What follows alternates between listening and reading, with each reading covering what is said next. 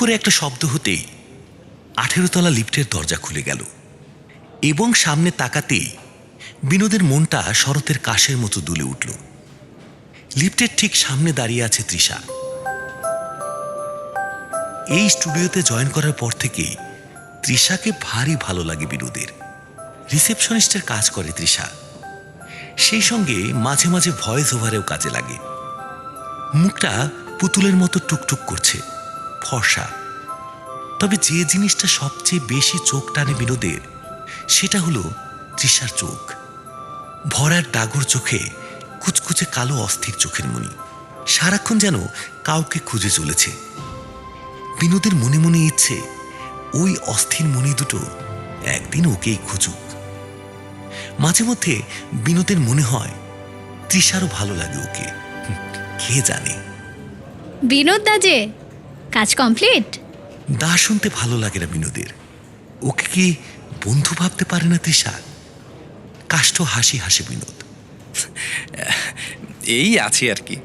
আপনি বাড়ি ফিরছেন? তোমাকে লিফটে উঠতে দেখলাম, তাই ধাওয়া করে এলাম। কথাটা বলে একটু হাসে তৃষা।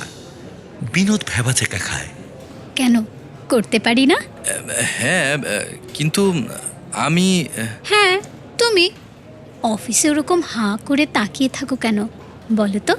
কথাটা বলে শটান বিনোদের দিকে ঘুরে তাকায় তৃষা।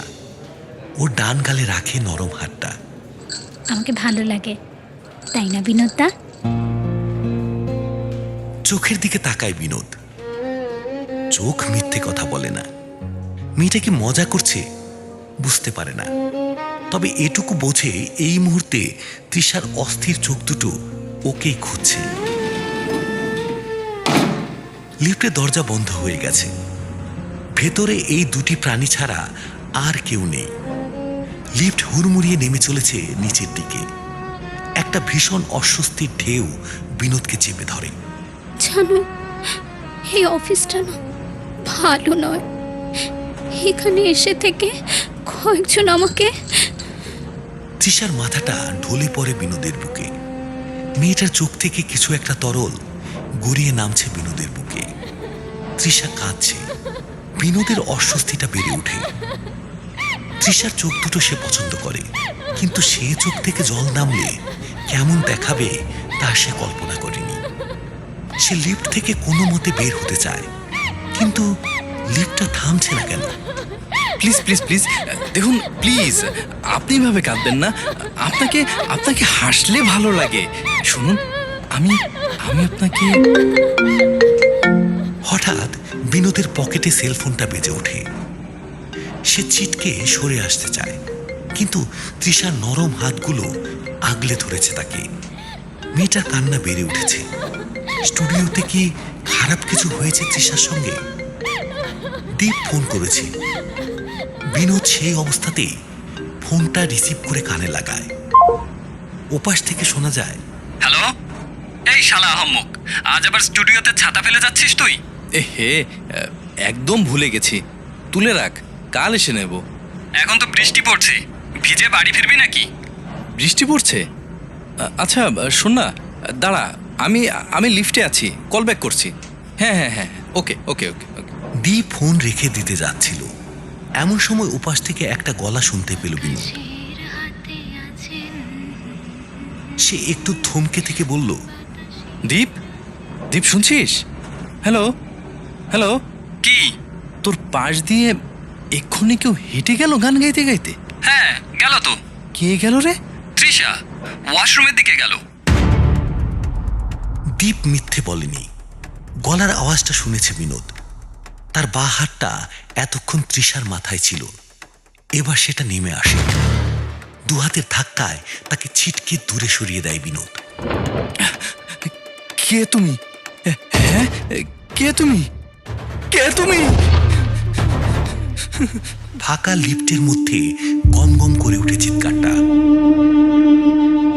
তৃষার মুখটা এখন ঢেকে আছে কপাল বেয়ে নেমে আসা ঘন চুলের ঝালরে। একটা মিষ্টি সুর কানে আসছে বিনোদের। সুরটা সে একটু আগেই কোথাও শুনেছে।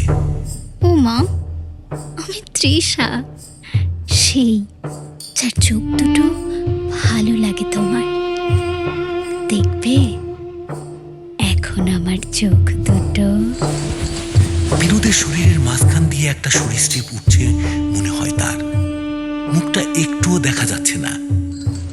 ধীরে ধীরে তৃষার দুটো হাত উঠে আসে, চুল দুপাশে সরিয়ে নিজের মুখটা দেখাতে চায় সে। চোখ সরালে চলবে না, তাকিয়ে থাকো আমার দিকে। দেখো দেখো আমার চোখ দুটো। বিনোদা দেখো দেখো, তাকাও আমার চোখের দিকে, দেখো। বিনোদের পা কেঁপে ওঠে, নিজের বুকের দিকে তাকায় সে। এতক্ষণ বুকে যে তরল স্পর্শটাকে সে জল ভেবেছিল, সেটা জল নয়, রক্ত। মাঝখান থেকে চিরে চুল দুদিকে ফাঁক করছে তৃষা। তাকিয়ে আছো তো? তাকিয়ে আছো? 1 2 3 গুনার আগেই কয়েক সেকেন্ড থেমে যায় তৃষা। তারপর এক ঝটকায় সরিয়ে ফেলে সমস্ত চুল।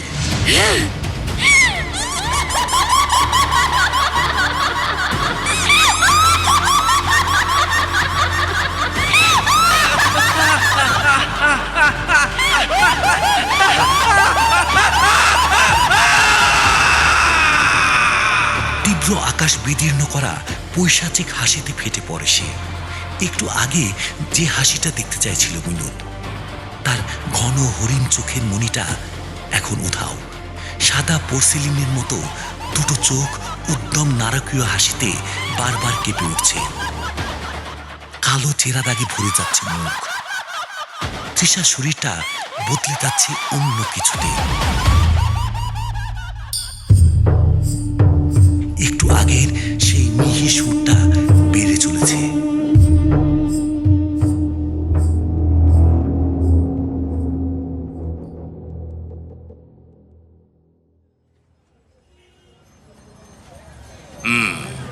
আপনার নাম?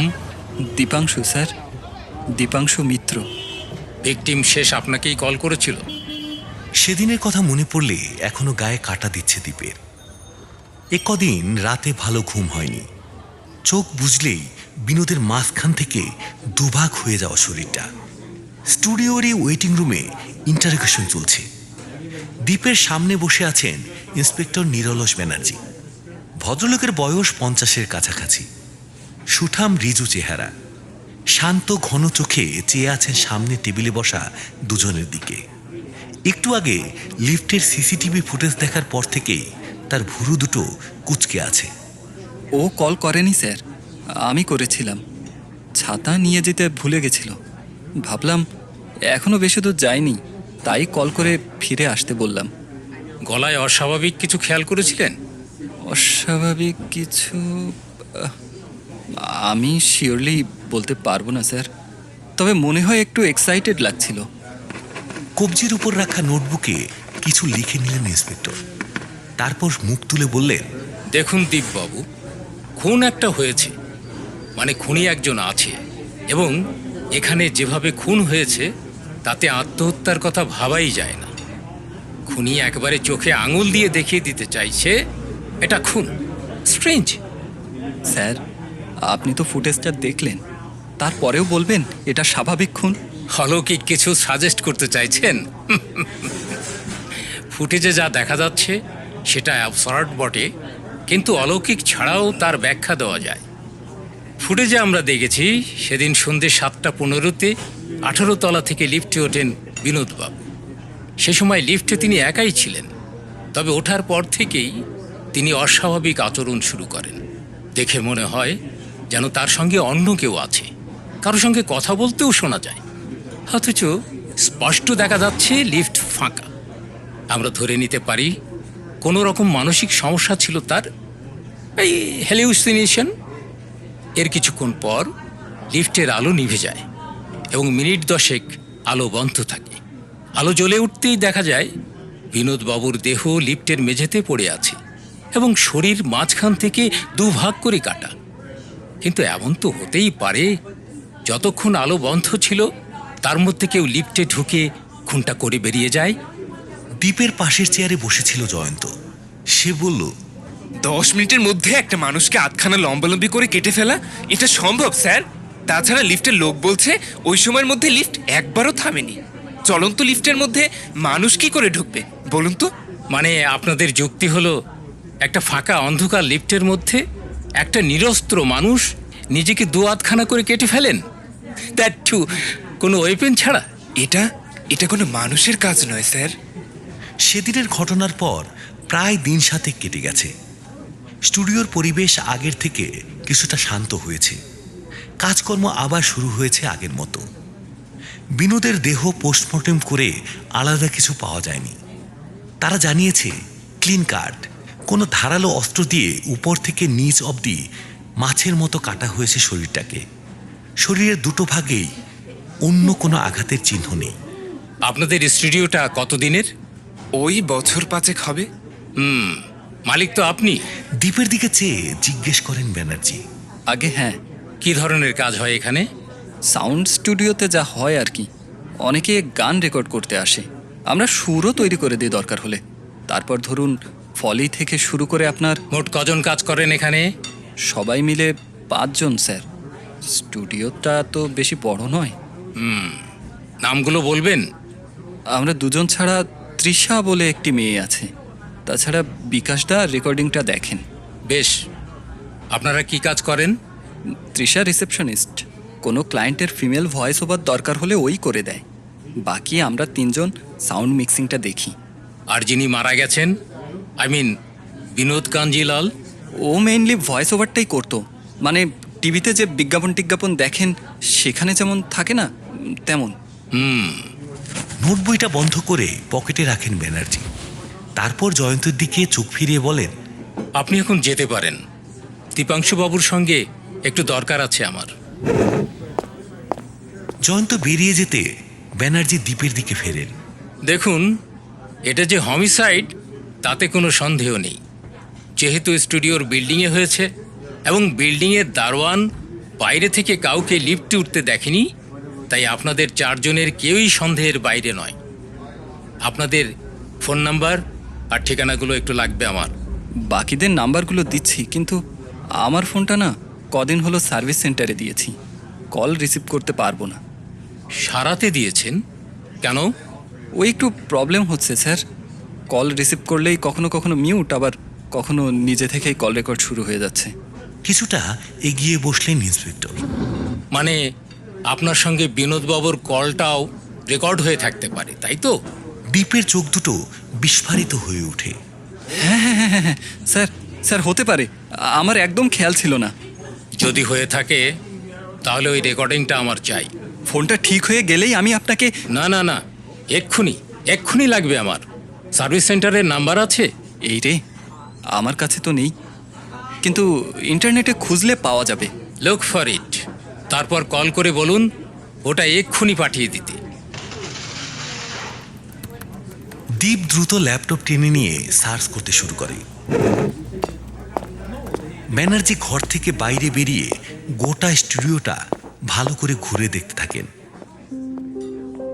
মোট 4টি রুম, একটা রিসেপশন কাম ওয়েটিং রুম, একটা রেকর্ডিং রুম, আর 2টো বড় ঘরে মেশিনে মিক্সিং হয়।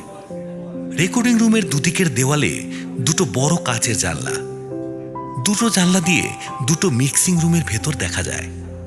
রেকর্ডিং রুমের শিল্পীকে হাতের ইশারায় কিছু সংকেত দেওয়ার জন্যই ব্যবহার করা হয় জানলাগুলো। তবে মূলত মিক্সিং রুম থেকে কণ্ঠশিল্পীর সঙ্গে যোগাযোগ রাখা হয় হেডফোনের মাধ্যমে। ব্যানার্জি ফাঁকা রেকর্ডিং রুমের ভেতরে ঢুকে এলেন। ঘরে 2টো চেয়ারের উপর 2টো হেডফোন রাখা। সেগুলোতে কান রাখলে মিক্সিং রুমগুলোর ভেতরের শব্দ শোনা যাবে। ব্যানার্জি প্রথম হেডফোনটায় কান রাখতে রুমের স্পিকারে বেজে ওঠা বাউল গানের সুর শুনতে পান। গতবার কিন্তু তার কমপ্লেন দিয়েছিল। সেই সঙ্গে 2 জন মানুষের কথাবার্তা। হ্যাঁ সেটাই আর কি। আর মিত্রবাবুর কানে ঠিকঠাক সুর বসছে কিনা সেই নিয়ে আলোচনা চলছে। হ্যাঁ উনি তো বলছেন। সরে এসে দ্বিতীয় হেডফোনটায় কান রাখলেন তিনি। জানলা দিয়ে দেখা যাচ্ছে ঘরটা অন্ধকার, অর্থাৎ কাজ হচ্ছে না সেখানে। অথচ একটা মিষ্টি সুর বেজে চলেছে হেডফোনে। সুরটা চালিয়ে রেখে কি কেউ ঘর অন্ধকার করে চলে গেছে? হঠাৎ ব্যানার্জির মনে হলো ঘরের ভেতরে অন্ধকারটা নিষ্প্রাণ নয়, কিছু একটা নড়াচড়া করছে সেখানে। হাত তুলে একটা ইশারা করলেন তিনি। মনে হলো ওদিকের মানুষটাও হাত তুলল। জানলার কাছে ডাকলো কি? ধীরে ধীরে এগিয়ে গেলেন তিনি। ঘরের অন্ধকার আরেকটু গাঢ় হয়ে উঠল। জানলার কাজ ঘেঁষে চোখ নিয়ে যেতে ব্যানার্জির মনে হলো জানলার ঠিক ওপারেই একটা মেয়ে দাঁড়িয়ে আছে। তবে কোন দিকে তাকিয়ে আছে বোঝা যাচ্ছে না, কারণ তার গোটা মুখটা চুল দিয়ে ঢাকা। সেই সুরটা এখন আর শোনা যাচ্ছে না। তার বদলে ফিসফিস করে কি যেন বলে চলছে মেয়েটা। মন্ত্র পড়ছে কি? ভারী গা ছমছম করে গলাটা শুনলে। একটু আগেই দীপাংশু বলে ছেলেটা বলছিল এখানে সিনেমার কি সব কাজও হয়। তাহলে কোনো হরর মুভির ইফেক্টসের কাজ চলছে কি এখন? কিন্তু কম্পিউটারগুলো চলছে না কেন? কি মনে হতে জানলার কাছে কান রাখলেন ব্যানার্জি। মন্ত্রটা আরো জোরে শোনা যেতে লাগলো। ভাষাটা পরিচিত নয়।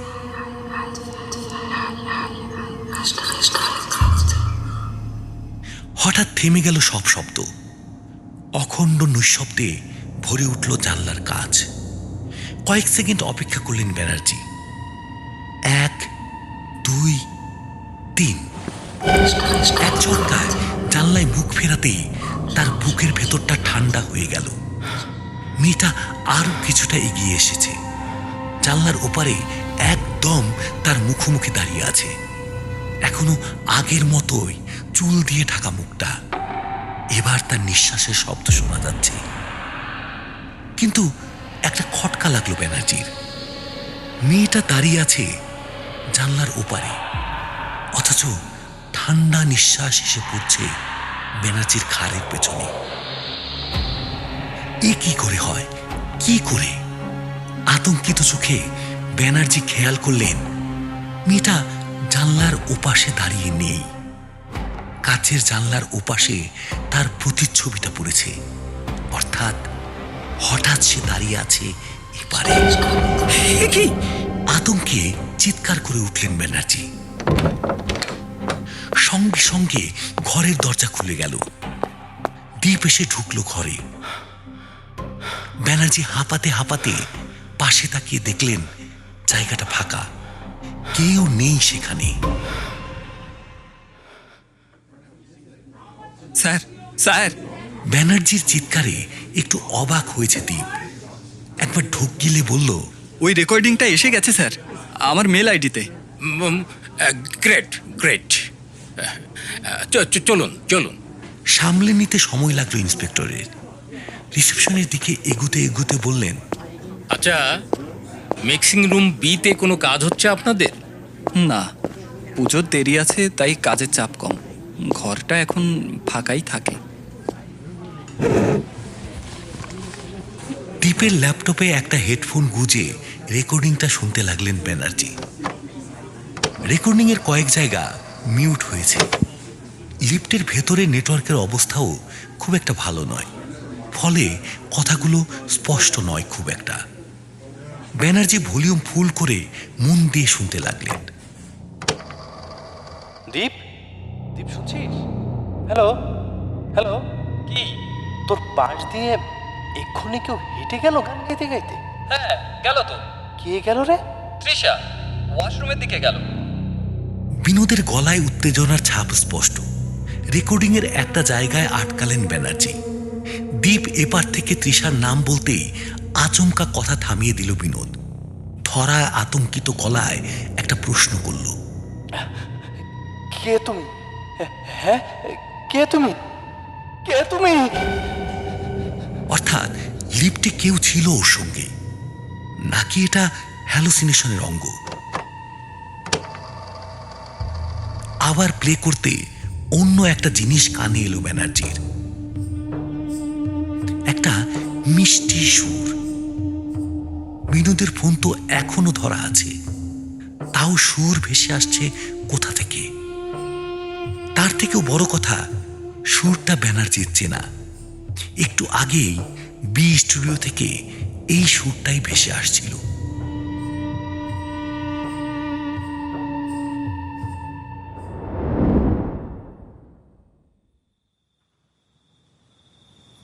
রিককে ঘুম পাড়িয়ে টিপটা একবার দুলিয়ে একটা ক্লান্ত দীর্ঘশ্বাস ফেলে বিছানায় ফিরে এলো বিকাশ। ক্রিপের পাশেই রাখা 2 ইঞ্চি স্পিকারে রিমির গলার রেকর্ড করা একটা লালাবাই চালিয়ে দিয়েছে। মায়ের গলা পেয়ে মনে হয় একটু শান্ত হয়েছে রিক। রাত হতে মাকে দেখতে না পেয়ে পাড়া মাথায় করেছিল ছেলেটা। আপাতত ঘুমিয়ে পড়েছে। নিশ্চিন্ত অবস্থায় ফিরে এসে হাত পা ছড়িয়ে শুয়ে পড়েছে বিকাশ। আজ সারাদিন একটা বড় অডিও প্রজেক্টের রেকর্ডিং ছিল। টানা 8 ঘন্টা স্পিকারের অত্যাচার চলেছে কানের কাছে। কোনো যান্ত্রিক শব্দই এখন আর সহ্য হচ্ছে না। ফোনটাও সাইলেন্ট করা, কেবল লালাবাইটা কানে আসছে। ভারী মিষ্টি করে গান গাইতে পারে রিমি, শুনতে এতটুকু বিরক্ত লাগছে না। জানলা দিয়ে একবার বাইরে তাকালো সে। ওদের ফ্ল্যাটটা 11 তলায়, ফলে আশেপাশের ঘরবাড়ি প্রায় কিছুই চোখে পড়ে না। একটা অতিরিক্ত বেড়ে ওঠা নারকেল গাছ রাতের হাওয়ায় মাথা দোলাচ্ছে কিছু দূরে। তাছাড়া জানলার গোটাটা জুড়েই কালচে লাল আকাশ। নারকেল গাছটার মাথা দোলানো দেখতে দেখতে ঘুম পায় বিকাশের। এসি চলছে। চাদরটা গায়ের উপর টেনে নেয়। বিকাশের শরীরটা লম্বা, ফলে পায়ের খানিকটা বেরিয়ে থাকে বিছানার বাইরে। সেখান পর্যন্ত চাদর পৌঁছায়নি। ঘুমিয়েই পড়েছিল বিকাশ। হঠাৎ মনে হলো নরম ছোঁয়া লাগলো ওর পায়ের বেরিয়ে থাকা অংশে। মনের ভুল নয় বিকাশ নিশ্চিত, কিন্তু কে স্পর্শ করবে ওকে? বাড়িতে তো রিক ছাড়া কেউ নেই। মনের ভুল নাকি কেউ ঢুকলো ঘরে? কে? কোনো উত্তর এলো না। সে বিছানা ছেড়ে উঠে পড়ল। এগিয়ে গিয়ে দরজাটা দেখলো একবার, না, টাইট করে বন্ধ করা আছে সেটা। আবার বিছানায় ফিরে যাচ্ছিল, ক্রিপের মধ্যে চোখ বাড়ালো একবার। ছেলেটা ঘুমানোর সময় মুখ দিয়ে শব্দ করে, কিন্তু এখন এত নিস্তব্ধ লাগছে কেন? এতক্ষণে রিমির লালাবাই শেষ হয়ে গেছে। ক্রিপের পাশে ছোট ফ্ল্যাশ ড্রাইভে পরের ফাইল প্লে করছে স্পিকারটা। কিন্তু একটা কারণে একটু অবাক হয় বিকাশ। এটা গান নয়, এটা একটা সুর। একটু আগেই সুরটা শুনছিল, ভারী মিষ্টি আদুরে সুর। সে বন্ধ করল না। ক্রিপের পাশে নীল নাইট ল্যাম্পটা জেলে নিল বিকাশ, আর সঙ্গে সঙ্গে আঁতকে উঠল। ঘুমের ঘোরে নিজের গায়ের জামাটা উপরে তুলে মাথা ঢেকে ফেলেছে রিক।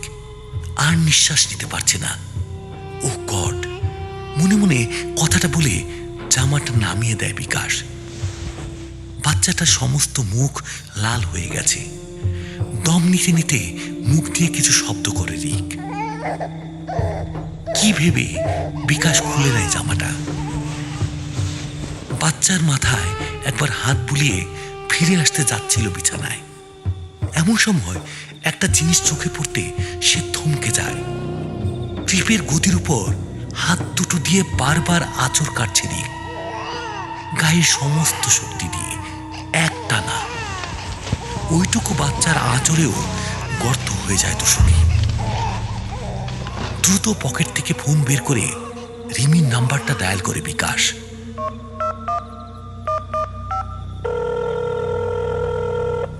কয়েকবার রিং হওয়ার পর ওপাশ থেকে গলা শোনা যায়।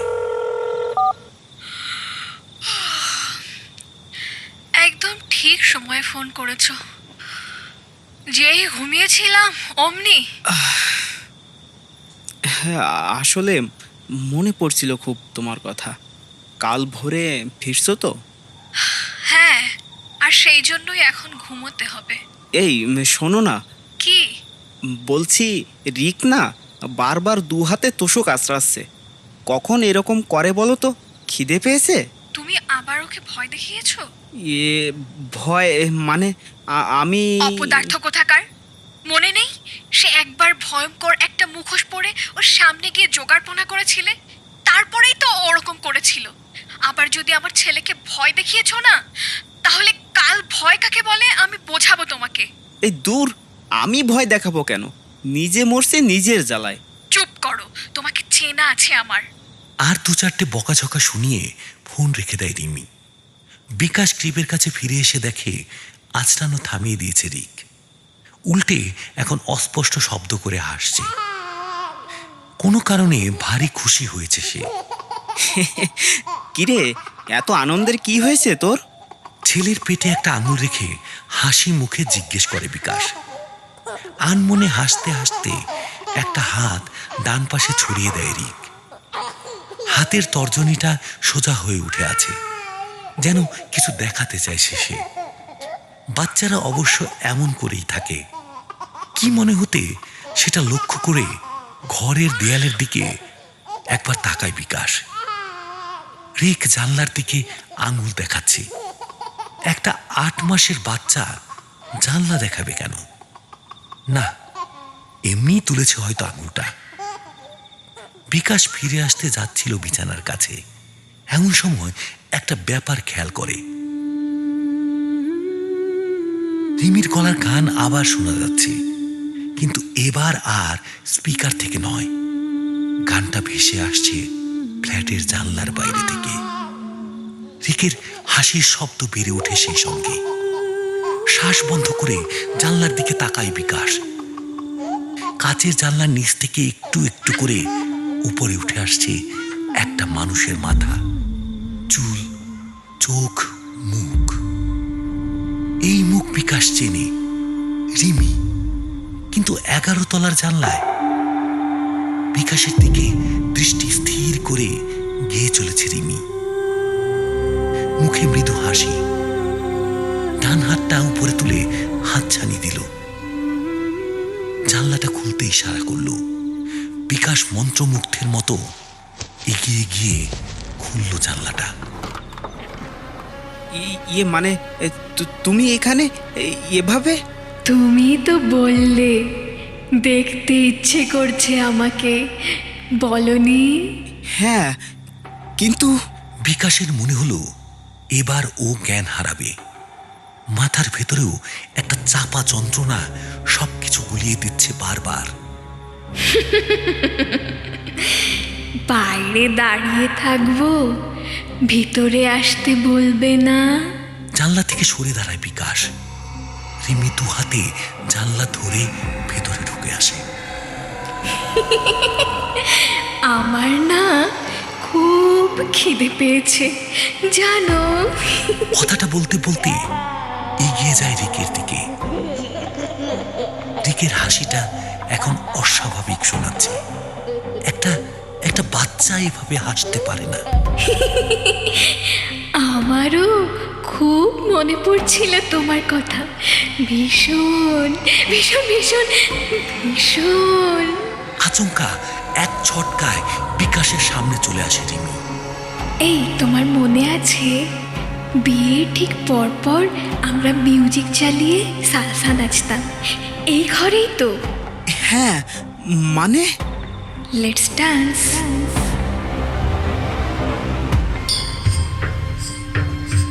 স্পিকারে এখন স্যাক্সোফোন বাজতে শুরু করেছে, কিন্তু তার সুরটাও সেই আগের মিষ্টি সুরের মতো। এবার শুধু তার সঙ্গে মিশেছে একটা বাচ্চার হাসি, রিকের হাসি। বিকাশের কোমরে দুটো হাত রাখে রিমি। কিশোরী মেয়ের মতো উচ্ছল দেখায় তাকে। খলখলিয়ে হেসে উঠে সে। বিকাশের মনে হয় তার কোমরে চাপ বাড়ছে, হাত নয়, যেন দুটো ছুরির ফলা বসে যাচ্ছে কোমরে, তার শরীরটাকে ভাগ করে ফেলছে দুভাগে। রিমি, তুমি? মুখ তুলে রিমির দিকে তাকায় বিকাশ। রিমি আর নেই সেখানে, সে অন্য কিছুতে বদলে যাচ্ছে।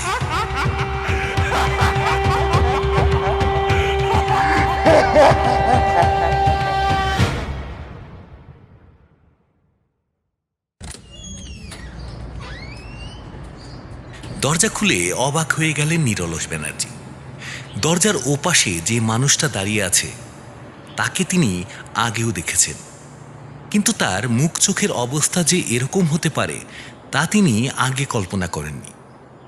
ছেলেটার চোখ দুটো কোটরে ঢুকে গেছে, সেই কোটরে রাত জাগা কালির ছাপ, মুখে না কাটা গোঁফদারির জঞ্জাল, আর কলারটা কাঁধের নিচে ঢুকে আছে। বোঝা যায় এই কদিনে কিছু একটা ভাবনা তাকে পাগল করে তুলেছে। এ কি, আপনি এখানে? না মানে স্যার, আপনার আপনার ফোন নাম্বারটা নেওয়া হয়নি, না হলে আগে ফোন করে আসতাম। আমার আমার একটা স্বীকারোক্তি দেওয়ার আছে স্যার। ভেতরে আসুন, তারপর কথা বলছি। দরজা ছেড়ে সরে দাঁড়ালেন ব্যানার্জি। দীপ ভেতরে আসতে দরজাটা বন্ধ করে তাকে বসার ঘরে একটা চেয়ার দেখিয়ে দিলেন। ধোঁয়া মুখ তোয়ালে দিয়ে মুছতে মুছতে দীপের সামনে চেয়ারে এসে বসে বললেন, বলুন, কি বলার আছে? স্যার, বিনোদ আর বিকাশের মৃত্যুর জন্য আমি দায়ী স্যার। আপনার বক্তব্য রেকর্ড করতে পারি? দীপের ক্লান্ত মুখে একটা হাসি ফুটে উঠল।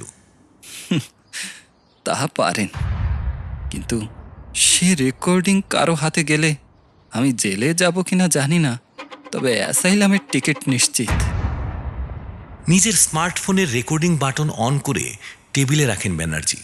তারপর মুখ তুলে বলেন, যাই হোক, নিন বলুন এবার।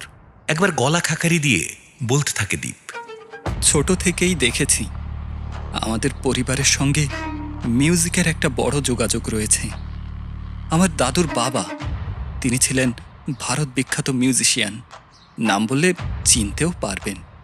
শুধু তাই নয়, মিউজিকের খোঁজে দেশ দেশান্তরে ঘুরেও বেড়াতেন তিনি। সংগ্রহ করে আনা শিট মিউজিক একটা হলদের ডায়েরিতে লিখে রাখতেন।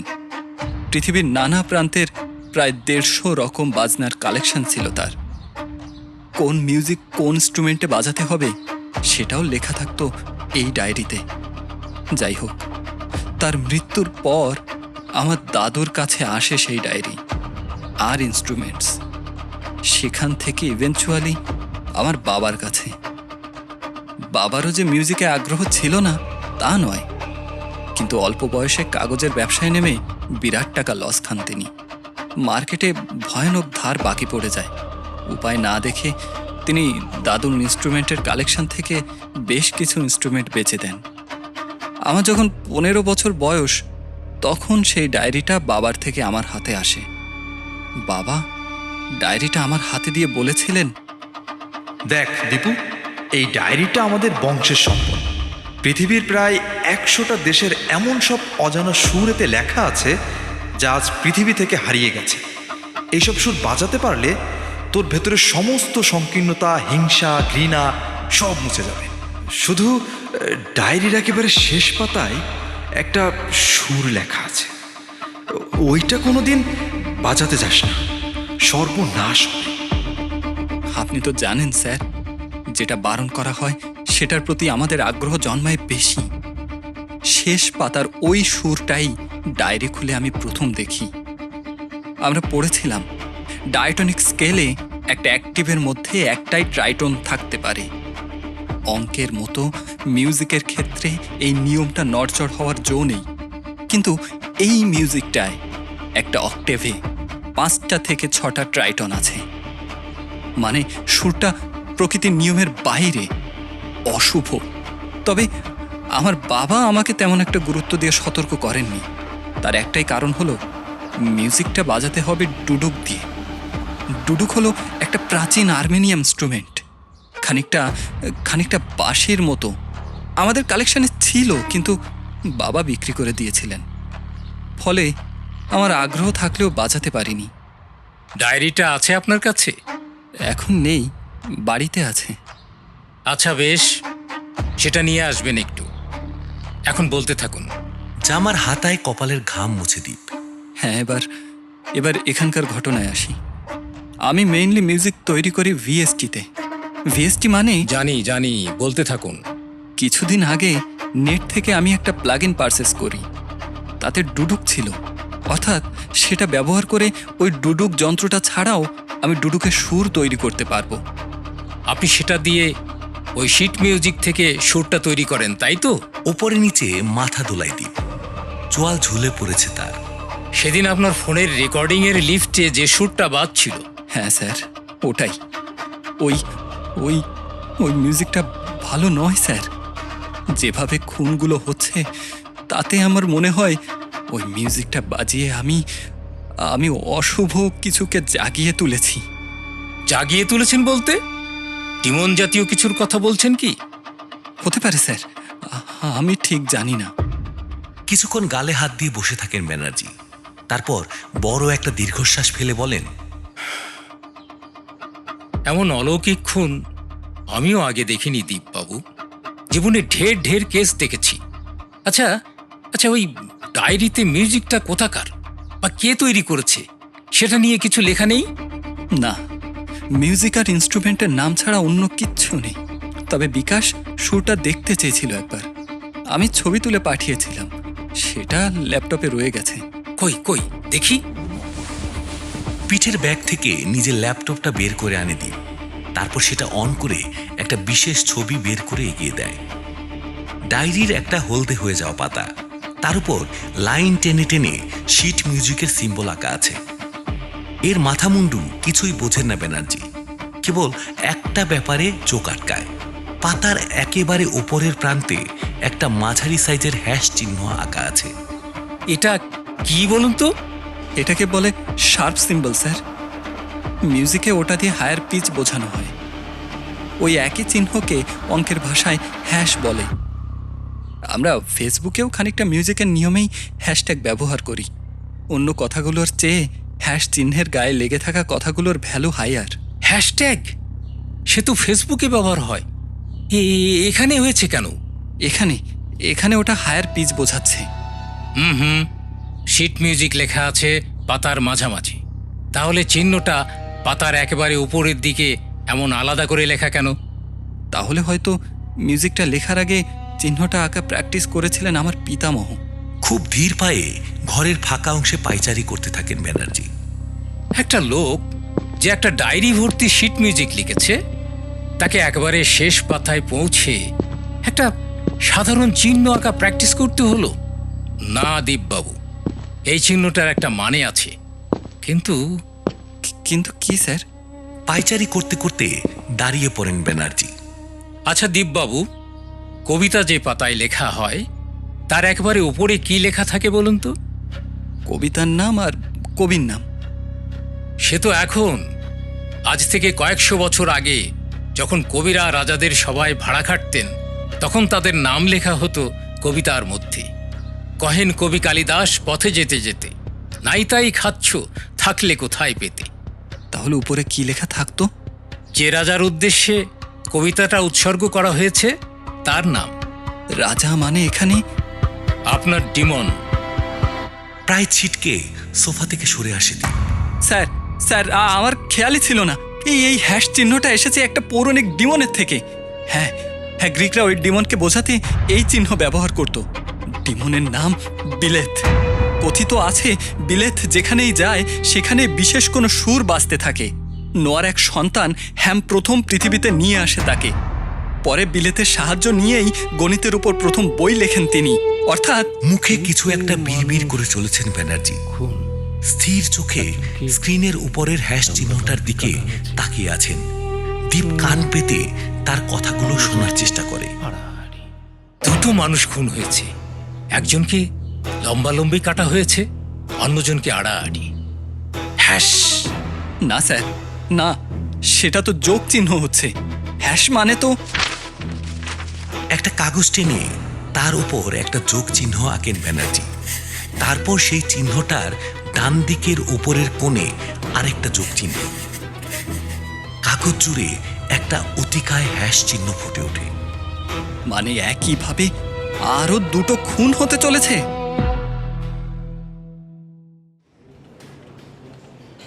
কিরে, রেডি তো? হ্যাঁ আছি, তুমি কিউটা দাও। হ্যাঁ দিচ্ছি, একবার শুনে নে আগে। আপনাদের সবার অনুরোধে এবার পুজোয় আসতে চলেছে। এখানে আমি বলছি সঞ্চারী মিত্রের নতুন গানের অ্যালবাম, তাই তো? হ্যাঁ।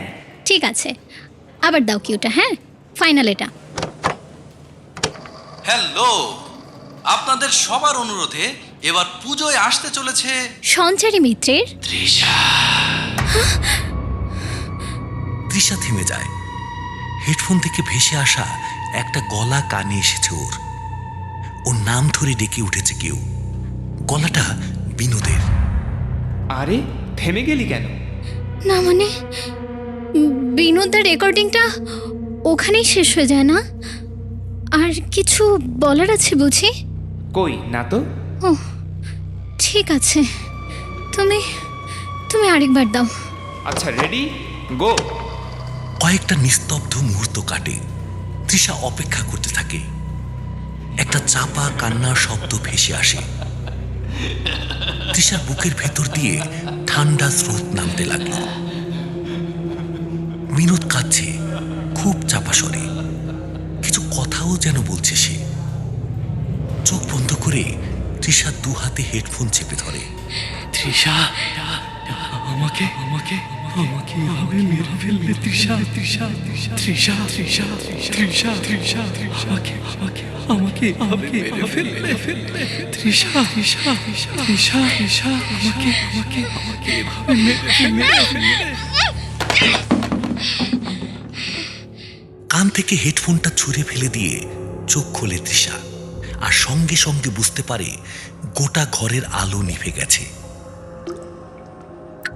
শুধু অদ্ভুত একটা শব্দ ভেসে আসছে কোনো একটা কোণ থেকে,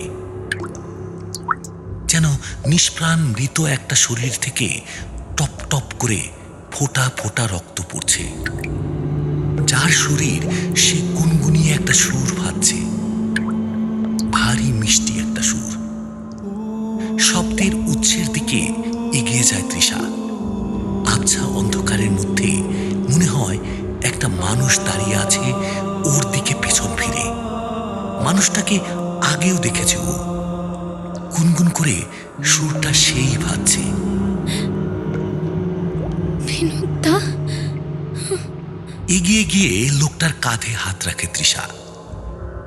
সঙ্গে সঙ্গে ঘরের আলো জ্বলে ওঠে। লোকটা ওর দিকে পেছন ফেরে। সত্যি বিনোদ দাঁড়িয়ে আছে। স্বাভাবিক গলায় বিনোদ বলে, দেরি হয়ে যাচ্ছে তো, চলুন বাকি রেকর্ডিংটা সেরে নি। কিন্তু কিন্তু তুমি তো। আমি তো কি, আরে কালকের মধ্যে প্রজেক্টটা নামাতে না পারলে। তৃষা লক্ষ্য করে বিনোদের কপাল থেকে গলা অবধি একটা লম্বা চেরা দাগ। থুতনির নিচে সেই দাগ থেকে বেরিয়ে আসা এক ফোঁটা রক্ত জমে আছে। বিনোদা, তোমার তো রক্ত বের হচ্ছে বিনোদা।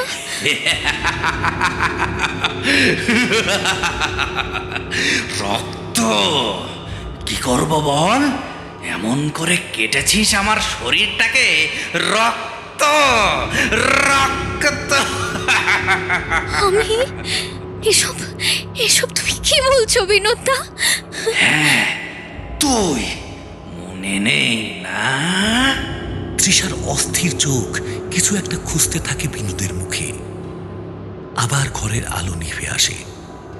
কেবল বিনোদের শরীরটাকে একটা সাদা স্পটলাইট ঘিরে থাকে যেন। বিনোদের পরের কথাগুলো পাথরের পাঁজর থেকে উঠে আসা। ঠান্ডা একটা বাতাস ঘিরে ধরে তৃষাকে। তোর জন্যই সব শেষ হয়ে গেল আমার। আমার আমার শরীরটাকে কেটে দুভাগ করে ফেললি তুই তৃষা। আমার শরীরটাকে কেটে দুভাগ করে ফেললি তুই। বিনোদের সাদা শার্টের পেটের কাছটা রক্তে লাল হয়ে যায়। তারপর বুক, তারপর গলা। প্রচন্ড যন্ত্রণায় চিৎকার করে ওঠে বিনোদ। তৃষা দু হাতে মুখ ঢেকে ফেলে। আপনাদের সবার অনুরোধে এবার পুজোয় আসতে চলেছে। আপনাদের সবার অনুরোধে এবার পুজোয় আসতে চলেছে। আপনাদের সবার অনুরোধে এবার পুজোয় আসতে চলেছে। পুজোয় এবার আসতে চলেছে। বারবার বেজে চলেছে ভয়েসটা। তৃষা হাঁপাতে হাঁপাতে চারপাশে তাকায়। Studio recording room. স্বস্তির নিঃশ্বাস ফেলে তৃষা। হেডফোনে আবার জয়ন্তর গলা শোনা যায়। এই তুই ছেড়ে দে, আজ তোর কিছু একটা প্রবলেম হচ্ছে। পাশের ছোট টুল থেকে বোতল নিয়ে এক ঢোক জল গলায় ঢালে তৃষা। নিঃশ্বাসের গতি কম হয়ে আসে তার। দুহাতে মুখের উপর নেমে আসা চুল সরিয়ে ফেলে। মাইকটা অফলাইন করে দাও জয়ন্তদা। আমি ও ঘরে আসছি। হ্যাঁ দিচ্ছি। তৃষা ঘর থেকে বেরিয়ে আসতে যাচ্ছিল, হঠাৎ খেয়াল করে একটু আগে হ্যাঁ দিচ্ছি কথাটি জয়ন্ত নয়, বিনোদের গলা থেকে এসেছে। এগিয়ে এসে দুটো রুমের মাঝের জানলায় চোখ রাখে তৃষা। একটা আতঙ্কের ঢেউ তার শরীরটাকে ছিটকে দেয় জানলার দিকে। মিক্সার মেশিনের সামনের গদিয়াটা চেয়ারে বসে আছে জয়ন্ত। তার শরীরটা কোমর থেকে আধখানা করে কাটা। মেঝেতে যতদূর রক্ত গড়িয়েছে তাতে বোঝা যায় অন্তত মিনিট 10 আগে তাকে খুন করে গেছে কেউ।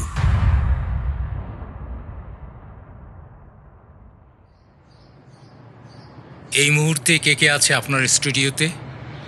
জানি না, এখন নতুন কোনো প্রজেক্ট আমরা হাতে নিচ্ছি না। তবে আগের কয়েকটা পেন্ডিং পড়ে আছে।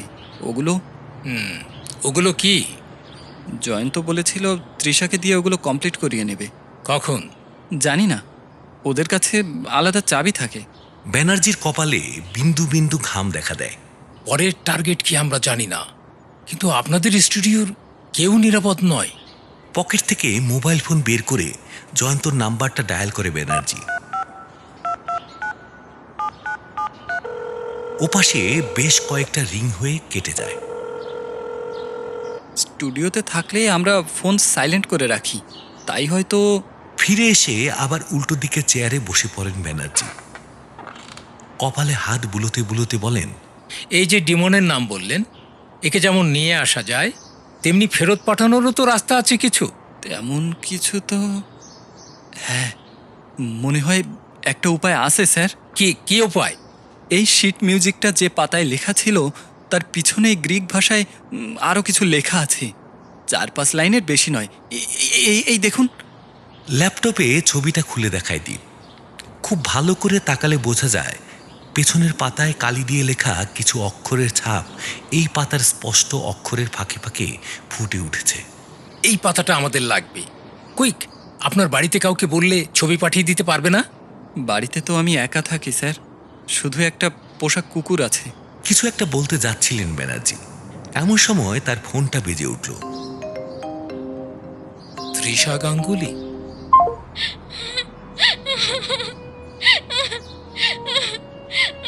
Trisha Ganguly? Hello hello hello hello sir, sir আপনি যত তাড়াতাড়ি পারেন এখানে চলে আসুন স্যার। আপনি শান্ত হন, বলুন কি হয়েছে? জয়ন্ত স্টেট স্যার, জয়ন্তকে কেউ মেরে ফেলেছে, কেউ খুন করেছে ওকে। হ্যাঁ, আপনি স্টুডিওতে? শুনুন, আপনি স্টুডিও থেকে বেরিয়ে লোকজনের মাঝে কোথাও দাঁড়ান, আমি এক্ষুনি যাচ্ছি। ফোনটা ওপাশ থেকে কেটে যায়। ব্যানার্জি দ্রুত পায়ে বেডরুমের দিকে এগোতে এগোতে বলেন, মিস গাঙ্গুলিকে বাঁচানো দরকার। আগে আপনার স্টুডিও, তারপর বাড়ি। মিনিট 10 মধ্যে গাড়িতে স্টার্ট দেন ব্যানার্জি। দীপ উঠে বসে তার পাশের সিটে। এতক্ষণে সন্ধে নামতে শুরু করেছে ব্যস্ত কলকাতার বুকে। জনবহুল রাস্তার বুক চিরে দৌড়াতে থাকে গাড়িটা। স্টুডিও বিল্ডিং এর সামনে পৌঁছাতেই তৃষাকে দেখতে পাওয়া যায়। রাস্তার একধারে একটি আলোকোজ্জ্বল শপিং মলের সামনে দাঁড়িয়ে আছে সে। গাড়িটাকে থামতে দেখে একবার ভেতরে তাকিয়ে দীপকে দেখে ছুটে গাড়ির কাছে চলে আসে। তার চোখ মুখ উদ্ভ্রান্তের মতো দেখাচ্ছে, গালের উপর কান্নার দাগ, কাজল লেপ্টে আছে। বুকটা এখনো উত্তেজনায় উঠানামা করছে বারবার। Trisha, get in, get in, get in. Deep গাড়ি থেকে নেমে তাকে পেছনের সিটে বসিয়ে দেয়। তার মুখে কোনো কথা ফুটছে না, শরীরটা কেঁপে উঠছে বারবার। জয়ন্ত কিছু একটা প্রশ্ন করতে যাচ্ছিল দীপ। ব্যানার্জি হাত দেখিয়ে তাকে থামিয়ে দেন। উনি উত্তর দেওয়ার অবস্থায় নেই দীপবাবু। আমি থানায় ফোন করে দিয়েছি, ওরা জিপ নিয়ে আসছে। আপনি বুঝতে পারছেন না স্যার, ওরা ভাববে। না, ভাববে না। গোটা একটা মানুষকে দুয়াতখানা করে কেটে ফেলার শক্তি মিস গাঙ্গুলির গায়ে নেই। সার্কামস্টেন্সিয়াল এভিডেন্স কিছুই মিলবে না, but she needs to come up with a story. Google ম্যাপে দীপের বাড়ির লোকেশন দেখে ড্রাইভ করতে থাকেন ব্যানার্জি। দীপ রিয়ার ভিউ মিররে দেখে বারবার জ্ঞান হারিয়ে ফেলছে তৃষা। সে মুখ ফিরিয়ে বাইরে তাকিয়ে থাকে। বুকের ভেতর থেকে একটা চাপা কান্না ঠেলে বেরিয়ে আসে তার। এই সব কিছুর জন্য সে একা দায়ী। ওই সুরটা না বাজালেই।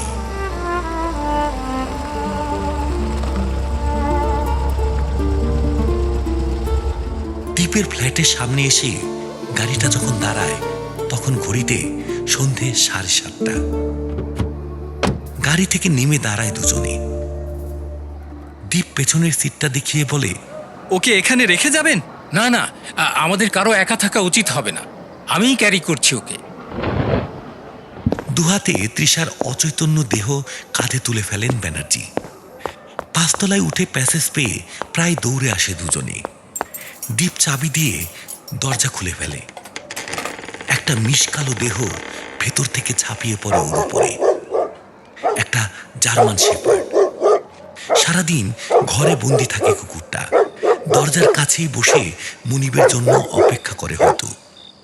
দীপ মাথায় হাত বুলিয়ে দিতে শান্ত হয় সে।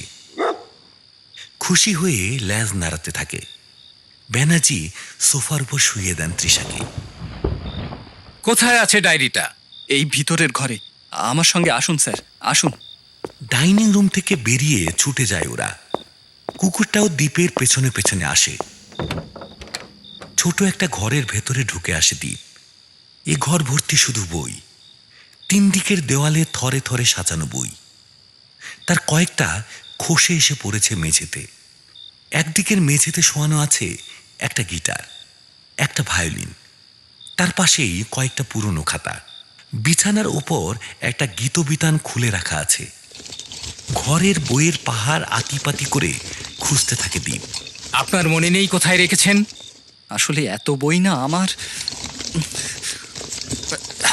শেলফ থেকে একটা বই টেনে নেয় দীপ। সেটা ব্যানার্জির সামনে বাড়িয়ে ধরে বলে, এই যে দেখুন, এই বইটা মিউজিক নিয়ে পড়া আমার প্রথম বই। জানেন, হ্যাঁ, 10 বছর বয়সে প্রথম পড়েছিলাম। তখনই মিউজিকের প্রতি এমন একটা ভালোবাসা জন্মেছিল। আপনি এই ঘরে যত বই দেখছেন, যত বই সব সুর নিয়ে, আমার সব মুখস্থ। ওই যে গিটারটা ওখানে বাজাতে গিয়ে কতবার যে হাত কেটে গেছে। আপনি প্লিজ ডায়েরিটা খুঁজুন। ছোট থেকেই নামকরা মিউজিশিয়ান হওয়ার ইচ্ছে ছিল স্যার, কিন্তু হতে পারেনি কিছুতেই। ওই যে একটা এক্স ফ্যাক্টর লাগে না স্যার, দীপাংশু মিত্রের ছিল না, তাই না স্যার? হতে পারে, কিন্তু এখন সময় নষ্ট না করে। ও, মনে পড়েছে স্যার, মনে পড়েছে। ডায়েরিটা তো এখানে নেই। এখানে নেই? তাহলে কোথায় আছে? গঙ্গায় 7 দিন আগে কুটি কুটি করে ছিঁড়ে ভাসিয়ে দিয়ে এসেছি। হোয়াট? এসব কি বলছেন আপনি? অদ্ভুত একটা হাসি হেসে উঠে দীপ। বিছানার উপরে বসে পড়ে। পাশে বসে থাকা কুকুরটার মাথায় হাত বোলাতে বোলাতে বলে, বুঝলেন না? আরে ওই দুটো পাতাই তো আমার এক্স ফ্যাক্টর। আর নিজের এক্স ফ্যাক্টর কি অন্য কাউকে দিতে আছে স্যার? ব্যানার্জি এগিয়ে যান দ্বীপের দিকে, কিন্তু তার আগেই কুকুরটা রুখে দাঁড়ায়। মুখ দিয়ে হিংস্র গর্গর শব্দ বেরিয়ে আসে তার। আপনি একটু ঘরের বাইরে যান তো, যান যান। কুকুরটা এগোতে থাকে ব্যানার্জির দিকে। ব্যানার্জি পিছিয়ে এসে দরজার বাইরে চলে আসে। দ্বীপ ঘরে ছিটকিনি তুলে দেয়, তারপর জানলার কাছে এসে দাঁড়িয়ে বলে, বাকি কথা এই জানলা দিয়ে বলুন না হয় স্যার, এখনো খানিকটা সময় আছে। ঘড়ির দিকে তাকায় দ্বীপ, তারপর পিছিয়ে গিয়ে আবার বিছানায় বসে পড়ে। সময় সময় স্যার মিউজিকের জন্য ভারী ইম্পর্টেন্ট জিনিস। টেম্পো বোঝেন তো? 1 সেকেন্ডের মধ্যে কতগুলো বার অফ নোটস যাবে সেটা বুঝতে হয় খুব ভালো করে টেম্পো দিয়ে। হ্যাঁ, আপনি প্লিজ এসব পাগলামি ছাড়ুন। ভুলে যাবেন না ওই স্টুডিওতে আপনিও কাজ করেন।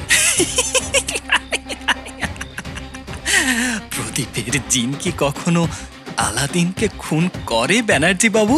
হ্যাঁ, তার মানে আপনি ইচ্ছে করে? আরে আরে না না না না, ইচ্ছে করে নয়, ইচ্ছে করে নয়, বলতে পারেন একরকম তালে গলে। বইয়ের শেলফের সামনে পড়ে থাকা একটা ছোট 3 ইঞ্চি ছুরি হাতে তুলে নেয় দ্বীপ।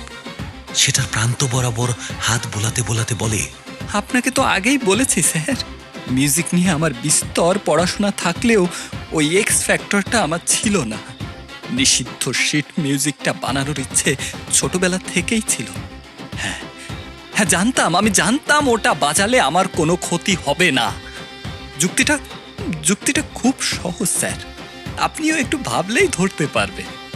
বেথেলকে প্রথম জায়গায় হ্যাম এবং তার সাহায্যেই সে বই লেখে, মানে আলাদিনের ওপর প্রদীপের জিন সদয় হয়।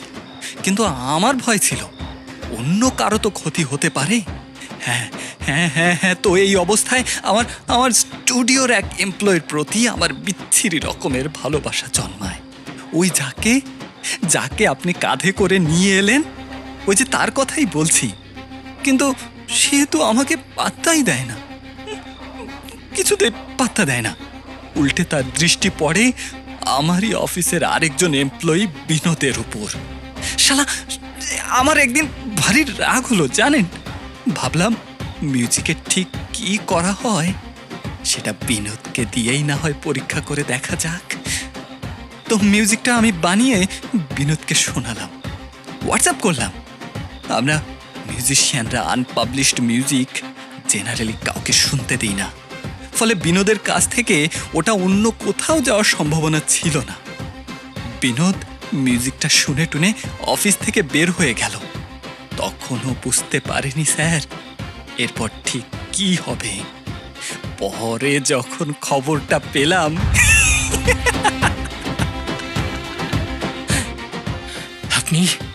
আপনি একটা পিশাচ, আপনি একটা scoundrel. I will kill you like a pig. ব্যানার্জির কথাটা কানেই গেল না দ্বীপের। সে আগের মতোই বলে চলল, এই বিনোদকে খুন করার পর থেকে আমার না একটা অদ্ভুত নেশা হয়ে গেল জানেন স্যার। ভাবুন ছোট থেকে আমার মিউজিককে কেউ পাত্তা দেয়নি। আমার ভিতরে এত শিক্ষা, এত অধ্যবসায়, আমার ডায়েরিতে ইতিহাস পাল্টে দেওয়ার মতো একটা সুর ধরা আছে, অথচ আমি একটা মাঝারি মাপের স্টুডিওতে আলফাল গায়কদের জন্য ট্র্যাক বানাই। আমার ভিতরে শিল্পীটা জেগে উঠলো স্যার।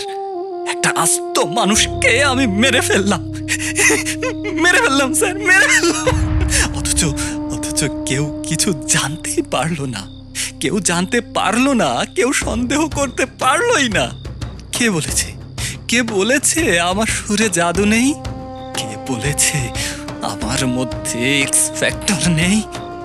আমি ঠিক করলাম আমি আরো খুন করব, আরো ছড়িয়ে দেব আমার সুর। জানেন তো, চ্যারিটি বিগিনস অ্যাট হোম। হ্যাঁ, আমার তো হোমে কেউ নেই, অতএব আমার সেকেন্ড হোম হলো স্টুডিও। বিকাশের হোয়াটসঅ্যাপে পাঠিয়ে দিলাম সুরটা, বললাম নতুন বানিয়েছি, শুনে দেখ। পরদিন সকালে শুনলাম বিকাশ খতম। আমার নেশা আরো বেড়ে উঠলো স্যার। ভাবলাম প্রাথমিক ট্রেনিং শেষ, এবার জিনিসটাকে ভাইরাল করা যাক। তার আগে শেষ একবার পরীক্ষা, yes yes yes yes Jayanta, yes. ও হ্যাঁ, ভালো কথা, আমার ম্যাগনাস উপাস তো শোনানোই হয়নি আপনাকে স্যার। সেদিন শুনেছিলেন বটে, কিন্তু পুরোটা শোনেননি। পুরোটা না শুনলে আমার সুর কাজ করে না। না না স্যার, না, পালানোর চেষ্টা করবেন না। দরজা এখন পাস কি ছাড়া খুলবে না, আর ওটা জানি শুধু আমি। পকেটে হাত চালান ব্যানার্জি। তাড়াহুড়োতে অস্ত্রটা আনতে ভুলে গেছেন। আপনি আমাদের খুন করে বাঁচতে পারবেন না। এটা আপনার বাড়ি, আপনিই আমাদের এখানে এনেছেন। আগে না, পুলিশ কিচ্ছু ভাববে না। একটা গোটা মানুষকে আটখানা করে ফেলার শক্তি এই মিস্টার মিত্রে নেই। সার্কামস্টেন্সিয়াল এভিডেন্স কিছুই মিলবে না। But I need to come up with a story. I need to come up with a story. একটা রিমোট কন্ট্রোল জাতীয় যন্ত্র হাতে তুলে নেয় দীপ। সঙ্গে সঙ্গে গোটা ফ্ল্যাট জুড়ে লুকোনো স্পিকার থেকে একটা বিশেষ সুর গমগমিয়ে বেজে ওঠে। প্রাচীন আর্মেনিয়ানবাসী দুরূপ পাচ্ছে। ভারী মায়াবী একটা সুর, প্রকৃতির নিয়ম অমান্য করে বেঁচে চলেছে সেটা। স্যার, স্যার, আপনাকে খুন করার ইচ্ছে ছিল না জানেন। আপনি মানুষটা খারাপ নন, কিন্তু ওই যে সেদিন রেকর্ডিংয়ে শুনে ফেলেছিলেন মিউজিকটা, একটু খোঁজাখুঁজি করলেই দেখতে পাবেন মৃতদের সবার হোয়াটসঅ্যাপে ওই মিউজিক ফাইলটা আমি পাঠিয়েছি। কিভাবে খুনটা হয়েছে সেটা বুঝতে না পারলেও এটুকু সন্দেহ তো নিশ্চয়ই করতেন স্যার। হ্যাঁ, আমার হাতে যখন অস্ত্র আছে, লাইসেন্স আছে, তখন চালাবো না কেন তা বলুন তো? হ্যাঁ, আর মিস গাঙ্গুলি, তাকে তো তুমি নাকি ভালোবাসতে? না, প্রকৃত শিল্পী কাউকে ভালোবাসে না, ভালোবাসে শুধু তার আর্টকে, তার আর্ট। আর তাছাড়া ওর মৃত্যু পরোয়ানাতে তো আপনিই সই করেছিলেন। আমি জিজ্ঞেস করেছিলাম, আমি আপনাকে জিজ্ঞেস করেছিলাম ওকে গাড়িতেই রেখে যাব কিনা। ব্যানার্জি বুঝতে পারেন পালানোর সব পথ বন্ধ হয়ে যাচ্ছে একটু একটু করে। মিষ্টি সুরটা ভয়াবহ কোনো অতিপ্রাকৃত ছন্দে বেজে চলেছে এখন। শয়তানি হাসিটা এখনো লেগে রয়েছে দীপের মুখে। সে বলে চলেছে, এখনো বলবেন দীপাংশু মিত্রের কোনো এক্স ফ্যাক্টর নেই? এখনো বলবেন আমি জাত মিউজিশিয়ান নই? তার হাসির তেজ বাড়তে থাকে। ব্যানার্জির মনে হয় সেই স্টুডিওতে দেখা মেয়েটা এসে দাঁড়িয়েছে তার ঠিক পেছনে। তিনি চোখ বন্ধ করে নেন। কোমরের কাছে একটা স্পর্শ অনুভব করেন। এমন সময় সুরটা ছাপিয়ে অন্য একটা শব্দ শোনা যায়, কুকুরের ডাক। খুব চাপা কুকুর স্বরে আওয়াজ করছে কুকুরটা। মনে হচ্ছে যেন কাঁদছে সে। শরীরটাকে মাটির কাছে এনে বারবার আছড়ে ফেলছে নিজের জোয়ালটা। কুকুরটা বুঝতে পেরেছে যে সুরটা ফ্ল্যাটময় বেজে চলেছে সেটা অশুভ, সেটা মানুষের ক্ষতি করে। কুকুর মানুষের ভাষা বুঝতে না পারলেও সুরের ভাষা বুঝতে পারে। নিজের মনিবকে এভাবে পাল্টে যেতে দেখে, অন্যের ক্ষতি করতে দেখে হয়তো কাঁদছে সে। এই এই তোর আবার কি হলো? এই দীপ নিচু হয়ে তার মাথায় হাত রাখে। সঙ্গে সঙ্গে অভাবনীয় একটা কাণ্ড ঘটে। কুকুরটা এক ছটকায় লাফিয়ে উঠে দীপের টুটি কামড়ে ধরে। ব্যাপারটা ঘটবে দীপ আশা করেনি। সে এক পলকের জন্য থতমত খেয়ে যায়। তারপর দুহাতে ঠেলে সরানোর চেষ্টা করে প্রাণীটাকে। না পেরে আশ্রে পড়ে বিছানার উপরে। কুকুরটা এমন ভাবে টুটিটা কামড়ে ধরেছে যে তার গলা থেকে একটা গোঙানি আর রক্ত ছাড়া আর কিছুই বের হচ্ছে না। দীপ দুই হাত চালিয়ে একটু আগে ছুরিটা পায় কোনো মতে। মুহূর্তে সেটা চালিয়ে দেয় কুকুরটার পেট লক্ষ্য করে। বারবার চালাতে থাকে ছুরিটা। কুকুরের চোখ দিয়ে জল পড়তে থাকে, কিন্তু মনিবের টুটি সে ছাড়বে না। সে বুঝতে পারে যে তার মৃত্যু আসন্ন, তবে মরার আগে তার মনিবের ভেতর বাসা বাঁধা এই অশুভ শয়তানকে ছিঁড়ে ফেলতে চায় সে।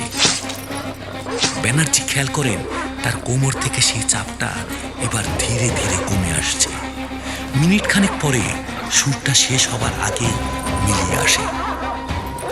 সেই সঙ্গে দ্বীপ আর কুকুরটার রক্তাক্ত নিথর দেহ বিছানা থেকে খসে মেঝের উপর গড়িয়ে পড়ে। কুকুরটা কুই কুই করে মৃত্যু যন্ত্রণায় ছটফট করে ওঠে কয়েকবার। চোখ দুটো রক্তে ভিজে যাচ্ছে তার, শরীরময় অসংখ্য ক্ষতচিহ্ন। একটু পরে তার দেহ স্তব্ধ হয়ে যায়। ব্যানার্জির মনে হয় তিনি পায়ে বল পাচ্ছেন না। সুরটা বন্ধ হয়ে যেতে চারিদিক অস্বাভাবিক নিস্তব্ধ লাগে তার। চোখ বন্ধ হয়ে আসে ধীরে ধীরে। কোনো রকমে পকেট থেকে মোবাইল ফোনটা বের করে একটা নাম্বার ডায়াল করেন। ফোনটা রিসিভ হতে কোনো রেসপন্সের অপেক্ষা করলেন না তিনি। শরীরের সমস্ত শক্তি একত্র করে উচ্চারণ করলেন, স্যার, হেল্প।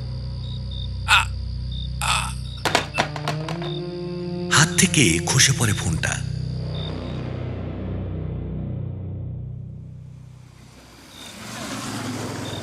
জ্ঞান ফিরতে তৃষা দেখে একটা গাড়ির ব্যাক সিটে শুয়ে রয়েছে সে। গাড়িটা ধাবমান। উঠে বসে সামনের সিটে ব্যানার্জিকে দেখতে পায়। মনটাকে একটু শান্ত করে জিজ্ঞেস করে, কোথায় যাচ্ছি আমরা? আগে তোমাকে বাড়িতে ড্রপ করব, তারপর একটু থানায় যাব, দরকার আছে। আর দীপ, ও কোথায় গেল? ব্যানার্জি কিছুক্ষণ চুপ করে থাকেন। কলকাতার রাস্তায় এখন গাড়ি ঘোড়ার সংখ্যা কমে এসেছে। তৃষা বুঝতে পারে তার বাড়ির পথেই চলেছে গাড়িটা। দীপের বাড়িতে কি হলো বলুন তো? আর জয়ন্ত? সেসব পরে হবে না হয়। Oh God, I can't think. আমি কিছু বুঝতে পারছি না। You look devastated. একটা গান শুনবেন? It will cheer you up. Trisha কিছু উত্তর দেয় না। ব্যানার্জি হাত বাড়িয়ে রেডিওটা অন করে দেন। কয়েক সেকেন্ড কোনো শব্দ শোনা যায় না। তারপর মিষ্টি গানের সুর ভেসে আসে।